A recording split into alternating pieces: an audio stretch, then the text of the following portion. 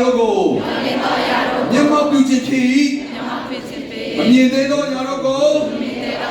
သိမှတ်ဆွဲလန်းခြင်းကြောင့်ဖြစ်၏ထိုပါရမီကြောင့်ရှေးလူဟောင်းတို့သည်ချီးမွမ်းတော်မူခြင်းကိုခံရကြ၏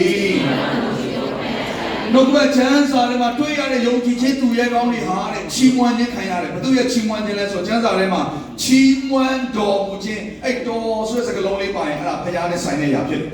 ကျေးဇူးတော်ဟုတ်ပါလား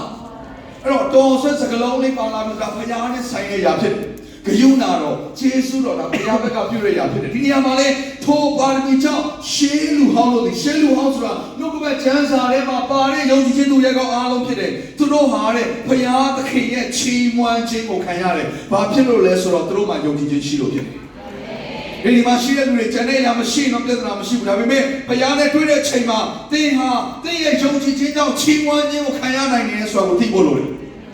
ဘုရားကသင်တို့အလုပ်ကောင်းကောင်းလုပ်ခဲ့လို့ချီးမွမ်းခြင်းမှာချီးမွမ်းလိမ့်မယ်